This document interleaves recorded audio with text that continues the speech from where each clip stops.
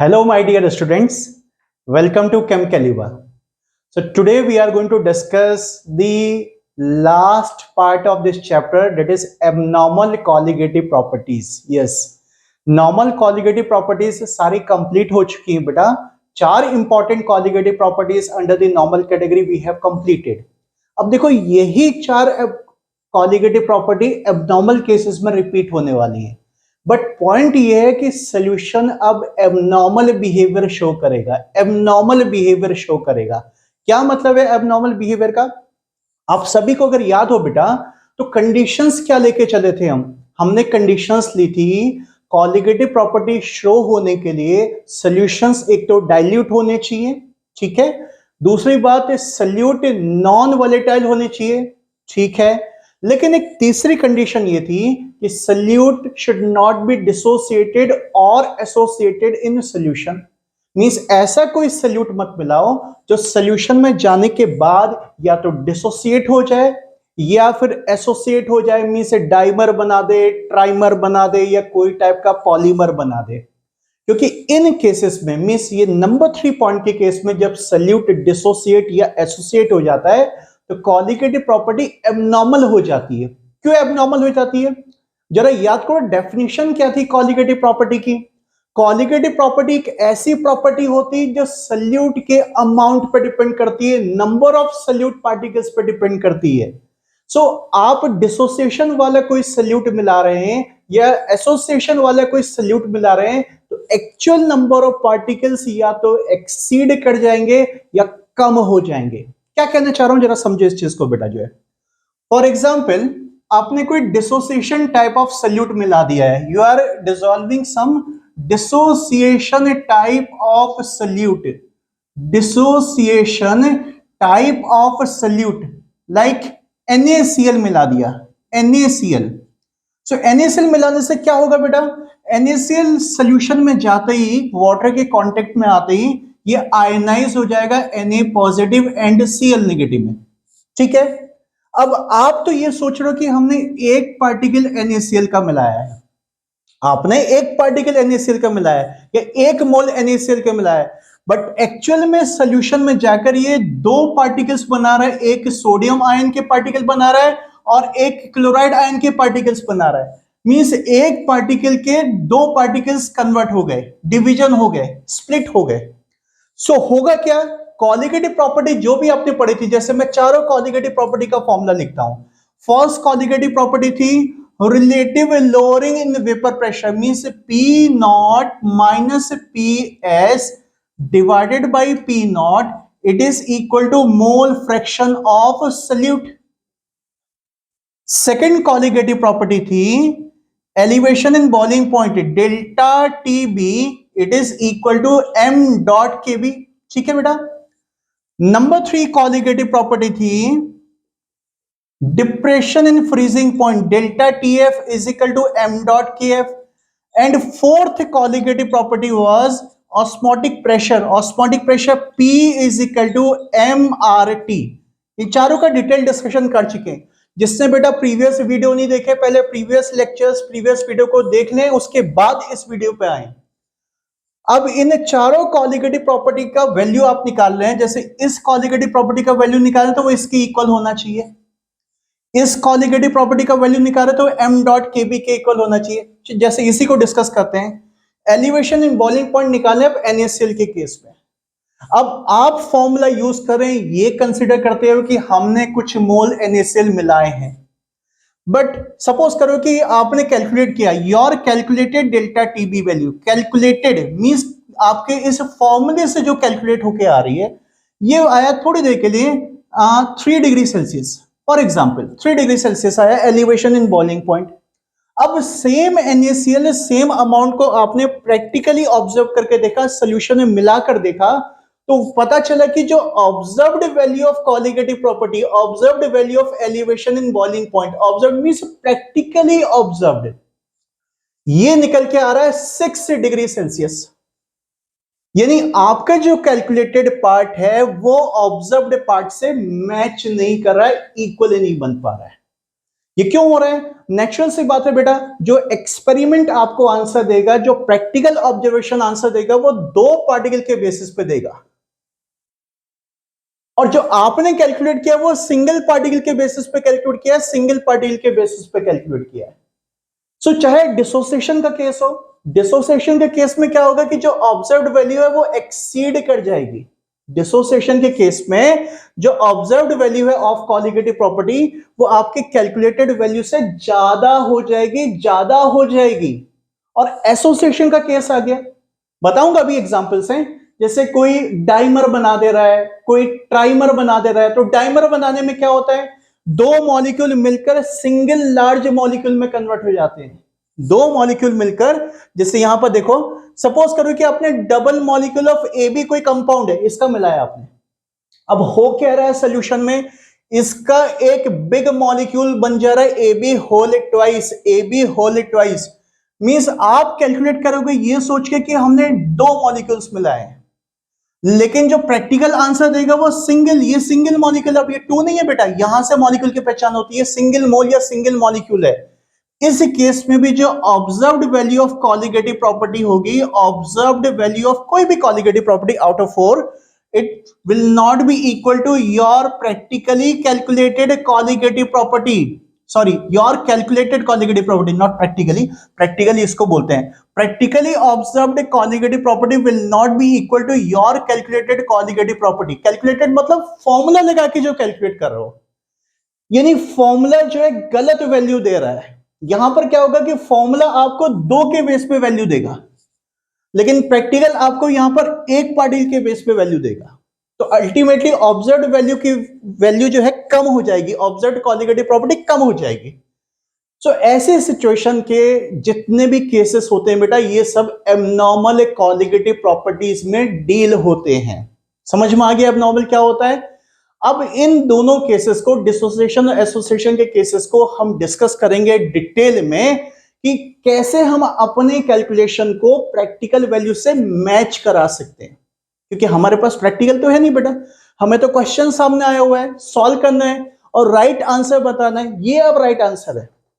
Right answer कौन सा होता है? अरे जो प्रैक्टिकली ऑब्जर्व होगा वो राइट आंसर है ना, फॉर्मूले से तो रॉन्ग आंसर आ रहा है। तो आपके रॉन्ग आंसर को मैं बोल रहा हूं इसको रॉन्ग, ये रॉन्ग वैल्यू बन गई इस समय आपकी, और ये राइट वैल्यू बन गई है। इस रॉन्ग वैल्यू को राइट वैल्यू के इक्वल कैसे बनाया जाएगा? यहां पर भी देखो, ये जो रॉन्ग वैल्यू है, इस रॉन्ग वैल्यू को इस राइट वैल्यू के इक्वल कैसे बनाया जाएगा? नेचुरल सी बात है बेटा, कुछ हमें दिखाई दे रहा है कि हमारी जो कैलकुलेटेड वैल्यू है इसमें कुछ करेक्शन फैक्टर यूज करना पड़ेगा। एक करेक्शन फैक्टर से मल्टीप्लाई कर देंगे तो ये इसके इक्वल हो जाएगा, इसके इक्वल हो जाएगा। उस करेक्शन फैक्टर को कहा जाता है van't Hoff's factor. Van't Hoff factor वो सिंपल करेक्शन फैक्टर है। वेंट हॉफ साहब ने बताया होगा तो उनका नाम दे दिया गया, बाकी कुछ भी खास नहीं है। So let's discuss about the went Hoff factor. Want of factor abnormal colligative property के केस में सबसे पहले वॉन्ट ऑफ फैक्टर की बात करते हैं। यहां पर बेटा करेक्शन फैक्टर की बात करते हैं। यहां पर लाइन लिख लेना कि to convert calculated colligative property into observed colligative property we need to apply a correction factor. We need to apply a correction factor known as Went Hoff factor. Spelling लिख रहा हूं अभी, known as Went Hoff factor. This is Went Hoff factor. And बेटा इसको represent कैसे करते हैं? इसको स्मॉल आई से रिप्रेजेंट करते हैं। Went Hoff factor, it is represented as a small I. This is correction factor. क्या करना है देखो, यहां से फिर से हमें पहले कैलकुलेशन करना है अपने नॉर्मल फॉर्मूले से, जो भी हमारी नॉर्मल फॉर्मूले हैं। कैलकुलेटेड कॉलिगेटिव प्रॉपर्टी मींस जो आप कैलकुलेट करें फॉर्मूला से, उस वैल्यू में इस करेक्शन फैक्टर का मल्टीप्लाई कर देंगे। करेक्शन अप्लाई करना है, इसमें अप्लाई करना है। ऑब्जेक्ट में थोड़ी ना करेक्शन अप्लाई करोगे। अरे हमारा जो रॉन्ग है, इसको रॉन्ग बोल रहा हूं बेटा मैं, कैलकुलेशन अभी रॉन्ग हो रहा है, मींस फॉर्मूले से जो डायरेक्ट आंसर आ रहा है वो रॉन्ग आंसर आ रहा है। इस रॉन्ग वैल्यू में ये करेक्शन फैक्टर का मल्टीप्लाई करेंगे तो ये अब करेक्टेड वैल्यू आ जाएगी। इसे करेक्टेड वैल्यू को कहा गया है ऑब्जर्व्ड कॉलिगेटिव प्रॉपर्टी, या इसी को मैं क्या बोल रहा हूं, corrected value, correct value, okay, that is correct value. या देखो इसको आप नॉर्मल वैल्यू भी बोल सकते हो। देखो एक ही चीज को बेटा बोलने के बहुत सारे तरीके होते हैं। मैंने लास्ट लेक्चर में ऑस्मोसिस में भी समझा रहा था कि ऑस्मोसिस को कितने एन नंबर ऑफ वे से हम एक्सप्लेन कर सकते हैं। सो चाहे इसको कैलकुलेटेड वैल्यू बोलो, चाहे आप रॉन्ग वैल्यू, वैसे टेक्निकल वर्ड नहीं है बट आप समझने के लिए रॉन्ग बोल सकते हो, या इसको नॉर्मल वैल्यू मींस नॉर्मली जो कैलकुलेट होके आ रहा है, नॉर्मली तो कैलकुलेट होके यही आ रहा है, बट बाई चांस ये जो नॉर्मल चीज है ये गलत हो रही है। क्यों गलत हो रही है? क्योंकि सोल्यूशन यहां पर एबनॉर्मल वैल्यू बता रहा है, तो सोल्यूशन जो शो कर रहा है प्रैक्टिकली उसको एबनॉर्मल वैल्यू बोलते हैं, abnormal, this is called abnormal. So our normal value multiplied by the correction factor is equal to abnormal value. पहले सबके सब ये फॉर्मूला नोट डाउन कर लो, calculated into i is equal to observed colligative property. अब मैं चल रहा हूं बेटा इस आई के डिटेल डिस्कशन में कि ये आई कहां से आएगा, कैसे कैलकुलेट किया जाएगा। देखो अभी मैंने आपको एक NaCl का एग्जांपल दिया था, उस NaCl के एग्जांपल में बेटा मैंने डेल्टा टी भी कितना यूज किया था, कैलकुलेटेड वैल्यू, जैसे NaCl it is equal to Na positive plus Cl negative, dissociation हो गया, एक मोल मिलाया बट एक्चुअल में डबल मोल हो गए।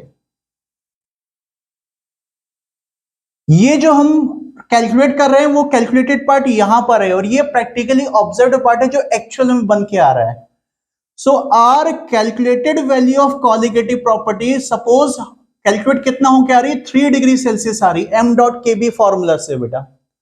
और इसी चीज को जो प्रैक्टिकल किया आपने तो डेल्टा टीबी जो प्रैक्टिकली ऑब्जर्व्ड एबनॉर्मल वैल्यू निकल के आ रही है, डेट इज 6 डिग्री सेल्सियस।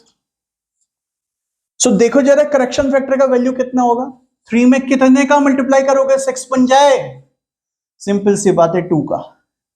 यानी कहानी सिर्फ इतना हो रही कि पार्टिकल कितने पार्टिकल में कन्वर्ट हो रहा है, एक पार्टिकल डबल पार्टिकल में कन्वर्ट हो रहा है, मींस करेक्शन फैक्टर 2 का अप्लाई करना, बिकॉज कॉलिगेटिव प्रॉपर्टी ऐसी प्रॉपर्टी होती है जो नंबर ऑफ पार्टिकल्स पे डिपेंड करती है। एक का 2 हो गया, डबल हो गया तो करेक्शन फैक्टर 2 हो जाएगा। 1 मॉलिक्यूल का 3 हो जाए सपोज तो अल्टीमेटली करेक्शन फैक्टर 3 हो जाएगा। 1 मॉलिक्यूल का सपोज 10 नंबर ऑफ पार्टिकल्स हो जाए तो करेक्शन फैक्टर 10 हो जाएगा। तो इस करेक्शन फैक्टर आई का फॉर्मूला क्या बना यहां से, इस करेक्शन फैक्टर आई का फॉर्मूला बहुत इजी वे में बन रहा है यहां पर, that is the particles after dissociation, ये डिसोसिएशन के बाद कितने हो गए, डिवाइडेड बाय बिफोर। 1 का 2 हो गया, 1 का 2 हो गया तो करेक्शन फैक्टर कितना हो गया, 2 हो गया। 1 का 3 हो गया तो करेक्शन फैक्टर कितना हो गया, 3 हो गया। सपोज अच्छा 2 मोल्स के 3 मोल्स हो गए तो करेक्शन फैक्टर कितना होगा बताओ। तो करेक्शन फैक्टर क्या रेशियो है कि रिलेटिव टू 1 कितना हो गया, 2 का 3 हो गया तो 1 के रेस्पेक्ट में कितना हो गया, 3 डिवाइडेड बाई 2। आई बात समझ में? अरे 2 मोल के 3 मोल हो गए तो 1 मोल का कितना हो जाएगा, दैट इज करेक्शन फैक्टर। तो इसको एक फॉर्मूला बना के लिख लेते हैं कि करेक्शन फैक्टर का फॉर्मूला क्या बना है, मींस न्यूमरेटर में लेना है आपको बेटा कि particles after dissociation, particles after dissociation divided by particles before dissociation. Simple. Association में भी यही फॉर्मूला चलेगा बेटा, एसोसिएशन में बस डिसोसिएशन की जगह एसोसिएशन वर्ड यूज करना है। तो इस आई का फॉर्मूला है, फॉर्मूले में कुछ रट्टा लगाने की जरूरत नहीं है, कहीं से कुछ मगअप नहीं करना है, जो भी बुक में लिखा हुआ है सब ऐसी है बेटा। सिंपल से कॉन्सेप्ट लगा के सोचो कि आई का फॉर्मूला क्या बनेगा, बहुत इजी फॉर्मूला बन गया इसका, i is equal to number of particles. अब देखो बेटा हम तो कैलकुलेशन मोल्स में करते हैं ना, तो मोल्स बोलना चाहिए इसको, वो एक ही बात है, मोल्स एवोगैड्रो नंबर से मल्टीप्लाई होकर पार्टिकल बन जाता है, रेशियो चल रहा है, कोई फर्क नहीं पड़ने वाला। So number of moles after dissociation, number of moles after dissociation, dissociation और एसोसिएशन, अगर एसोसिएशन का केस है तो बेटा एसोसिएशन हो जाएंगे।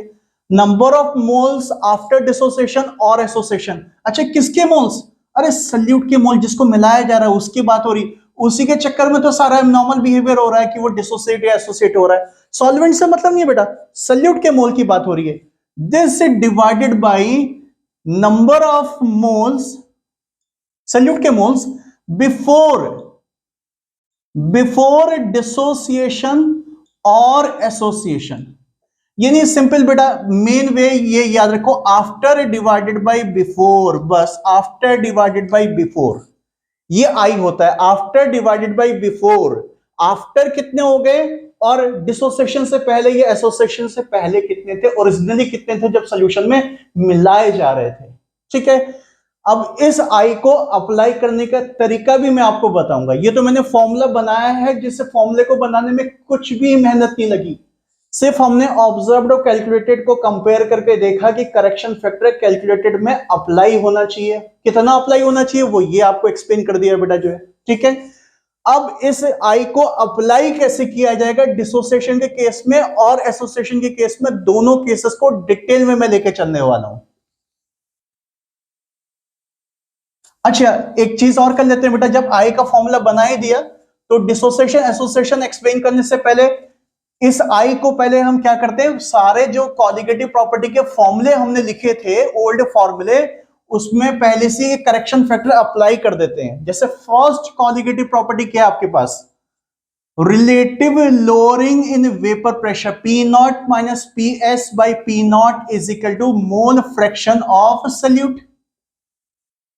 सेकेंड कॉलिगेटिव प्रॉपर्टी क्या है, elevation in boiling point, it is equal to molality dot kb. Third colligative property क्या है, this is depression in freezing point is equal to m dot kf. And fourth colligative property है p is equal to mrt.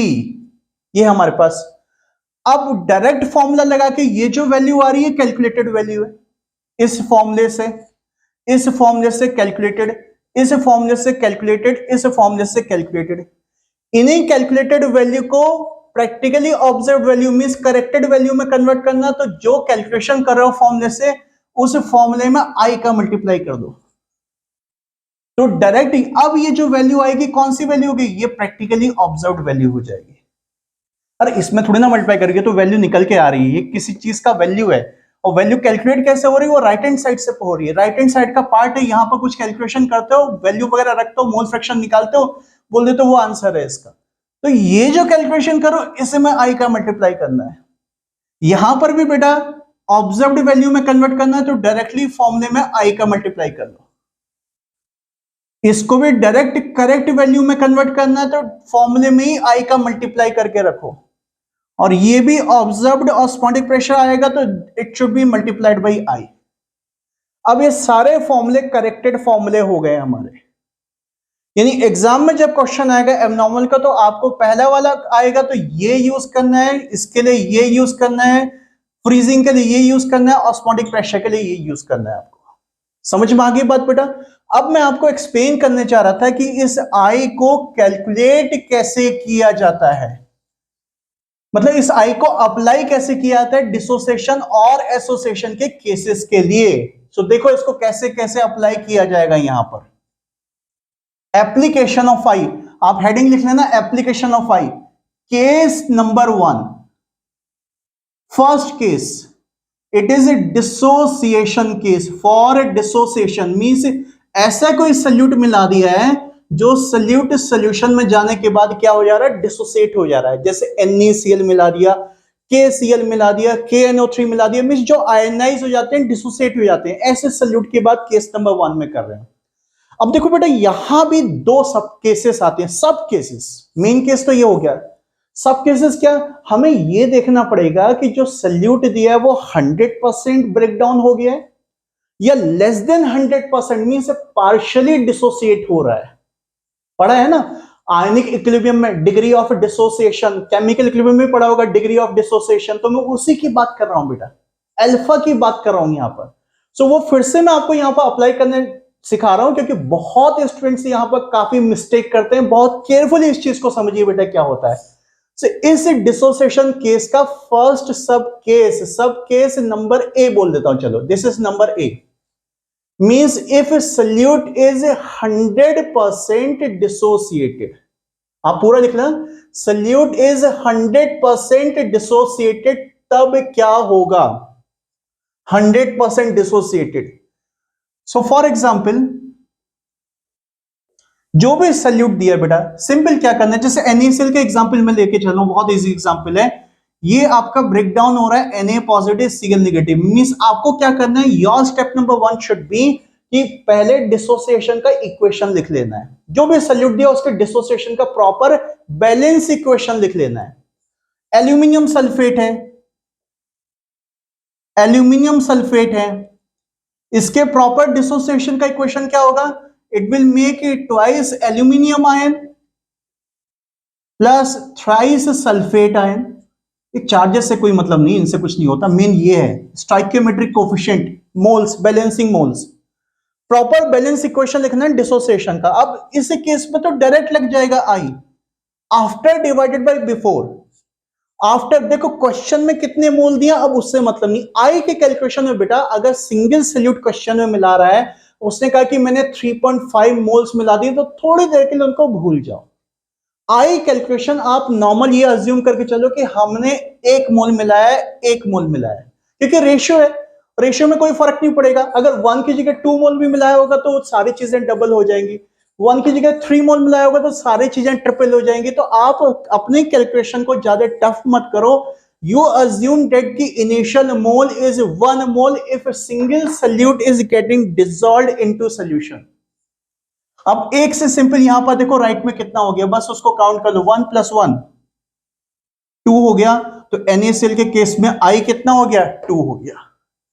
Aluminium sulphate की बात करते हैं, इसके case में I कितना हो जाएगा?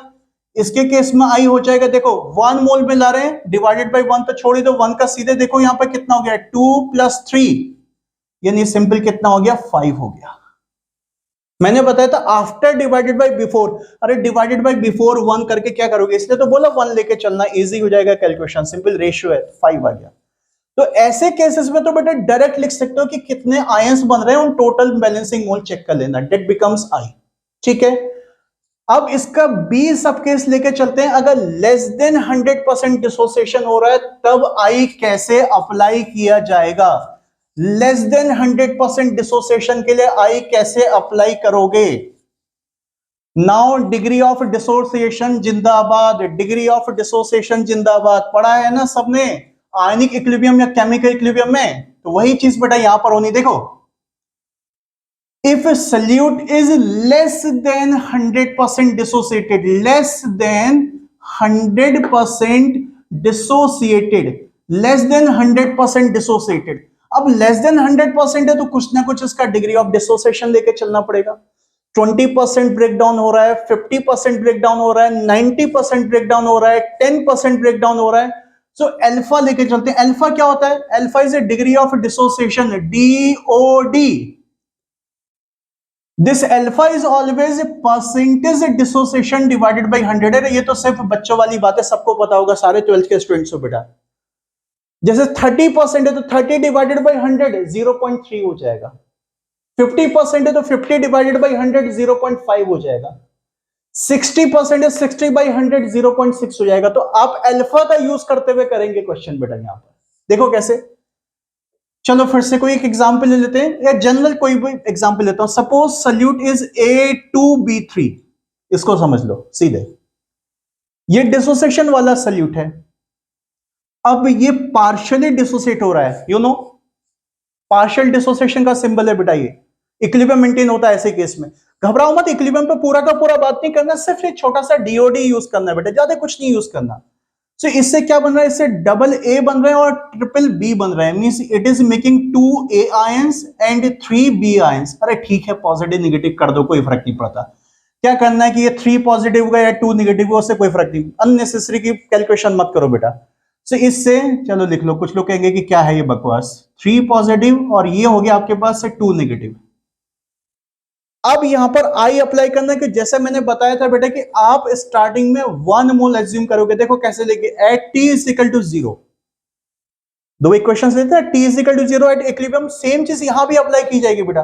एट T = 0 सपोज एक्चुअल हम 1 मोल मिला रहे हैं, एक्चुअल हमेशा 1 मोल ही एज्यूम करना, बैलेंसिंग मोल नहीं, बैलेंसिंग मोल 1 हो या 2 हो या 30 हो, उससे मतलब नहीं, मैं एक्चुअल मोल बता रहा हूं, एक्चुअल मोल 1 मोल एज्यूम करना।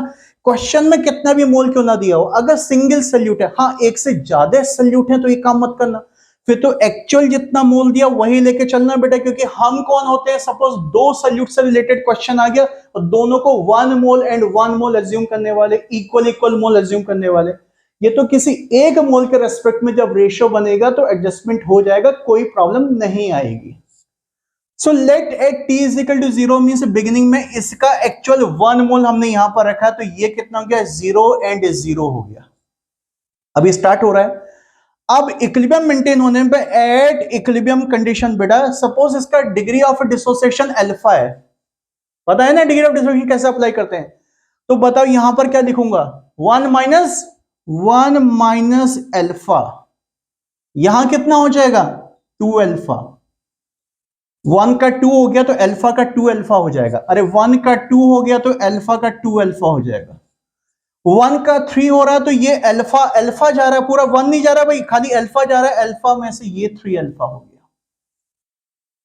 सो अब यहां पर आई कितना है, i is after divided by before, after total in solution, याद देखो टोटल, आफ्टर का मतलब कुछ लोग सोचते हैं सिर्फ राइट हैंड साइड, अरे क्यों, ये भी तो पड़ा हुआ है, तो आफ्टर का मतलब जब इसका डिसोसिएशन हो गया तो उस कंटेनर में टोटल कितने मोल्स हैं, चाहे वो ए के हो, चाहे बी के हो, चाहे ओरिजिनल कंपाउंड के हो, तो ओरिजिनल कंपाउंड आफ्टर बच गया 1 माइनस अल्फा और राइट हैंड साइड में बन गया 2 alpha and 3 alpha, total after divided by total before 1 था, 1 लेने का फायदा ये हो गया, हमें कैलकुलेशन इजी पड़ गया।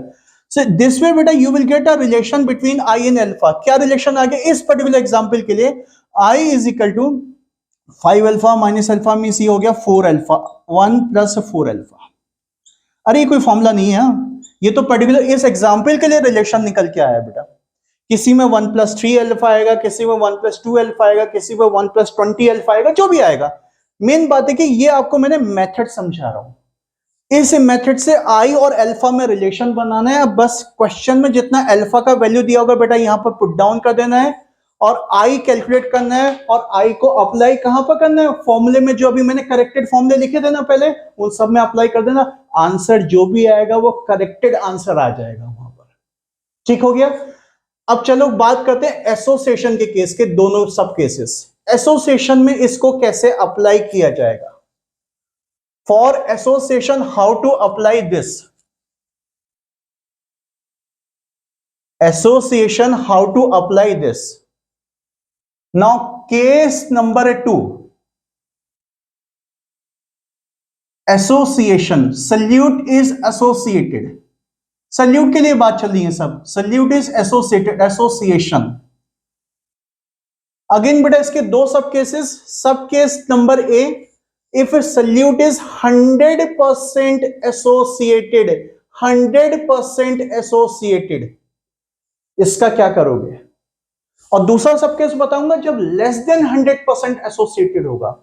अब देखो यहां पर थोड़ा सा बेटा क्या है, एसोसिएशन के कुछ एग्जांपल्स पहले से आपको या तो पता होनी चाहिए, जनरली बेटा क्वेश्चन से आइडिया लग भी जाता है, और नहीं तो देखो डिसोसिएशन तो सबको प्रैक्टिस से पता है, जैसे NaCl दिया है तो ब्रेक होना है, AlCl3 दिया है ब्रेक होना है, आयनिक कंपाउंड दिया है ब्रेक होना है, बट एसोसिएट कौन होते हैं, कुछ एग्जांपल्स याद होने चाहिए बेटा, जैसे यू नो कार्बोक्सिलिक एसिड से, कार्बोक्सिलिक एसिड नॉर्मली आपके जो है एसोसिएटेड फॉर्म में रहते हैं, जैसे एसिटिक एसिड डाइमर बना देता है, कार्बोक्सिलिक एसिड जो है डाइमर किस में, वाटर में नहीं, बेंजीन में, नॉन पोलर सॉल्वेंट में जब मिलाया जाता है, बड़ा ही कंफ्यूजिंग केस है ये, केस थोड़ा सा याद रखना, जैसे एक एग्जांपल बता रहा हूं, एसिटिक एसिड का एग्जांपल आ गया बेटा किसी भी पेपर में आपका क्वेश्चन में, सो एसिटिक एसिड अगर वाटर में मिलाओगे तो ये डिसोसिएट होता है, जो आयनिक इक्विलिब्रियम में आपने इसके बहुत सारे क्वेश्चंस किए होंगे, के ए निकालना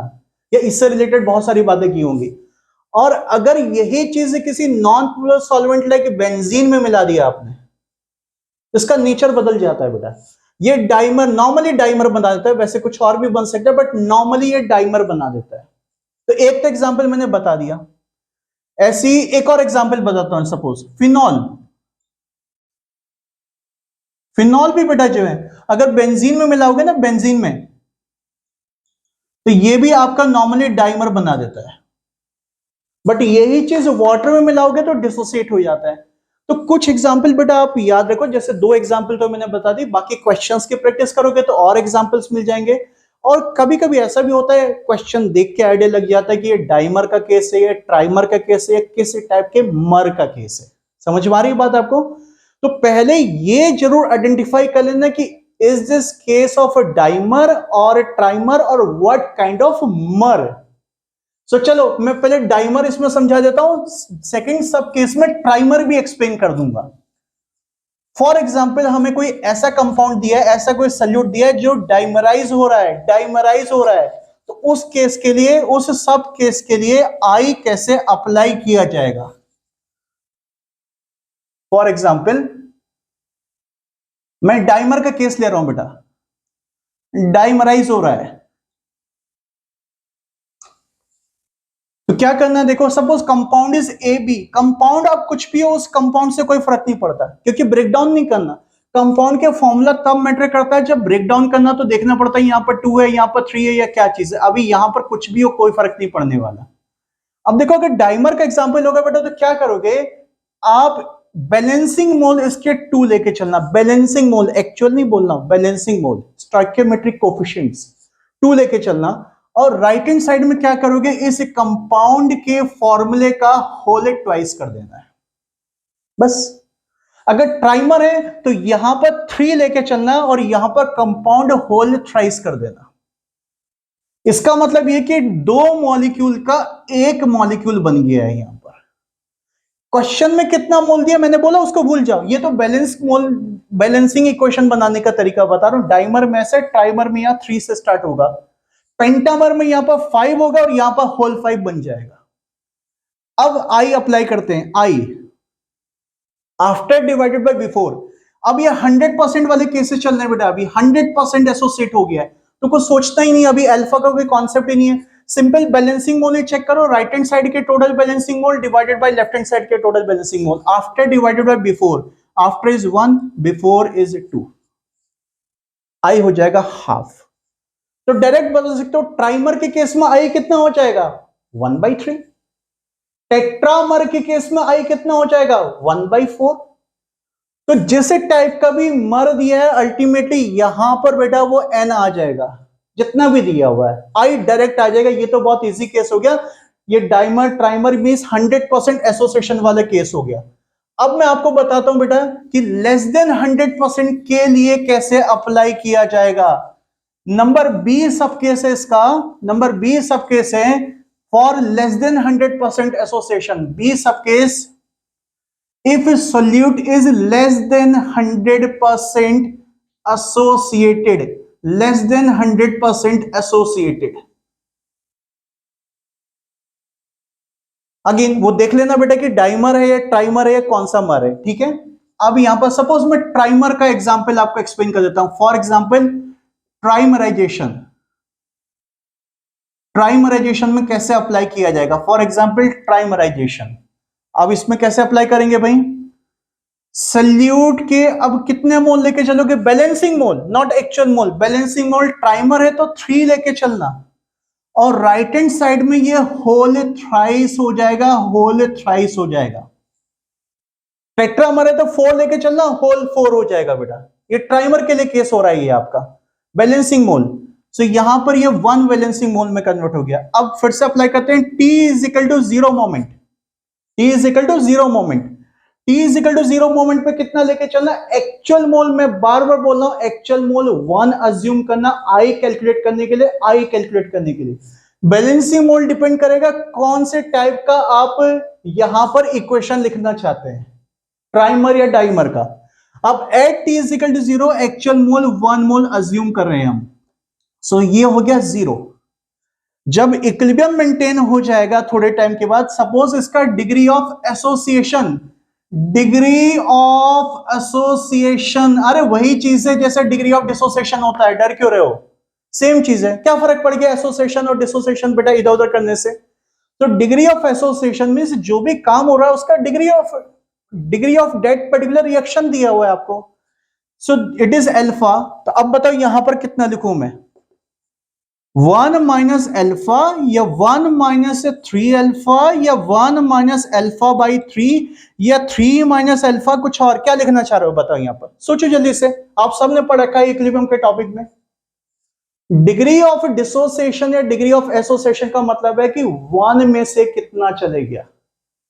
इसका इक्वेशन, इसका कॉन्सेप्ट ही 1 के लिए बना है। 1 में से जो भी क्वांटिटी आपकी कंज्यूम होती है, that is a degree of dissociation और डिग्री ऑफ एसोसिएशन। 100 से जो भी क्वांटिटी कंज्यूम होती है बेटा, that is called as percentage degree of dissociation या परसेंटेज डिग्री ऑफ एसोसिएशन। तो अभी 1 से निकालना है यार, इससे बैलेंसिंग मोल से क्या मतलब, एक्चुअल तो 1 लिए तो 1 में से कुछ जाएगा। अब 1 में से कितना जाएगा, अल्फा जाएगा। ऑब्वियसली बात अभी बताया, alpha is consumed quantity out of 1 mole, means 1 से जो भी जाता है अल्फा जाता है, 1 से जो भी जाता है अल्फा जाता है। याद कर लो, रट लो इस बात को, 1 से जो भी जाता है अल्फा जाता है। Alpha is never 2 alpha, 3 alpha, 20 alpha. Alpha is only alpha when calculated with respect to 1। 1 minus 2 alpha कोई चीज नहीं होती, 1 माइनस 3 अल्फा कोई चीज नहीं होती, 1 माइनस 10 अल्फा कोई चीज नहीं होती। 1 minus alpha always, always, irrespective of the balancing condition of the reaction। हाँ, अब इस बैलेंसिंग कंडीशन का यूज क्या होगा, वो यहां राइट हैंड साइड में यूज होगा। अब बताओ ये कितना बन गया मुझे बताओ। अरे देखो यहां पर 3 अगर होता तो ये 1 बन जाता, तो ये अगर अल्फा कंज्यूम होगा तो यहां कितना बन जाएगा। अरे 3 का 1 हो गया तो अल्फा का अल्फा बाई 3 तो होगा आपके पास। तो यहां यूज हो गया इस बैलेंसिंग कंडीशन का। ऐसा नहीं कि यूज ही नहीं होने वाला, बट यहां का भी यूज मत करना बेटा। अब आई अप्लाई करते हैं, i is equal to after divided by before, total after divided by total before. Total after means ये जितने बच गए हैं प्लस जितने बन गए आफ्टर, ये कंडीशन है। Means 1 minus alpha plus alpha by 3। अब बिफोर 1 लेने का फायदा ये होगा, हमने बिफोर 1 लिए थे, तो ये तो बहुत इजी कर देगा कैलकुलेशन। अगेन बेटा you will get the relation between I and alpha, जो भी रिलेशन आ रहा है वो बना लो। मैं क्या कैलकुलेट करूं इसको, अल्फा का वैल्यू रखना यहां पर, आई कैलकुलेट कर लेना। आई कैलकुलेट करना, अपने सारे फॉर्मूले में अप्लाई करना, करेक्टेड वैल्यू फाइंड आउट कर लेना, practically observed value find out कर लेना, बस। अब यहां पर कुछ स्टूडेंट्स को ये डाउट होता है कि सर अचानक से कोई क्वेश्चन आ जाए, सो हम कैसे आइडेंटिफाई करेंगे कि क्वेश्चन नॉर्मल कॉलिगेटिव प्रॉपर्टी का है या एबनॉर्मल कॉलिगेटिव प्रॉपर्टी का है। अरे कैसी बात करते हो बेटा, आप ये अज्यूम करो कि सारे के सारे क्वेश्चंस एबनॉर्मल केसेस वाले हैं। हाँ बिल्कुल, सारे क्वेश्चंस एबनॉर्मल केसेस वाले हैं। सपोज आपको एलिवेशन इन बॉइलिंग पॉइंट निकालने का कोई क्वेश्चन आ गया, तो आप तो ये फॉर्मूला अप्लाई करना, m.kb मल्टीप्लाइड बाई आई। अब सपोज करो कि सल्यूट ऐसा मिला दिया, उसने मिला दिया सल्यूट ग्लूकोज मिला दिया C6H12O6। तो जैसे ही इसका आई निकालने की सोचोगे तो ये तो डिसोसिएट भी नहीं होता, एसोसिएट भी नहीं होता, तो अल्टीमेटली आफ्टर भी 1 और बिफोर भी 1, तो अपने आप आई कितना हो जाएगा 1, यानी आई यहां से हट जाएगा। हाँ, अगर कोई ऐसा केस आ गया जो डिसोसिएट हो रहा है, जैसे NaCl का केस आ गया, तो अपने आप आपने चेक किया आई, भाई ये 2 पार्टिकल बनाएगा तो आई हो गया आपके पास से 2, तो आई यहां पर 2 लग जाएगा। तो जिसमें आई अप्लाई होना होगा वो अपने आप हो जाएगा, जिसमें आई 1 बनना होगा वो 1 बन जाएगा। जो नॉर्मल केसेस होते हैं उसमें आई नहीं होता का मतलब आई 1 होता है, 0 नहीं होता, आई 1 होता है। तो आप तो सारे क्वेश्चंस को बेटा मैं कहता हूं कि आई के हिसाब से ही सॉल्व करो, क्या फर्क पड़ गया।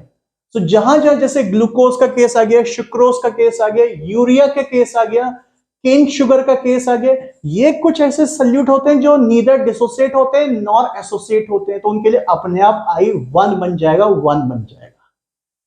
सो ये हमारा डिस्कशन था बेटा आज करेक्शन फैक्टर का, एबनॉर्मल कॉलिगेटिव प्रॉपर्टीज का, जिसको हमने एक correction factor means want half factor के थ्रू कैलकुलेट करना सीखा।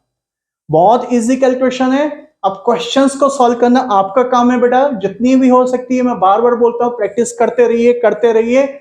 और जिसको जो भी डाउट आता है बच्चों, मुझे व्हाट्सएप कर दो बेटा, या कमेंट बॉक्स में लिखकर भेज दो, मैं जरूर आपको रिप्लाई करूंगा। मेरे इस चैनल को बेटा बाकी सबके साथ शेयर करो, अपने पूरे फ्रेंड सर्कल में डिस्कस करो, और जिसने भी ये चैनल को अभी तक सब्सक्राइब नहीं किया या वीडियोस को लाइक नहीं किया वो जरूर लाइक कर ले, सब्सक्राइब कर ले।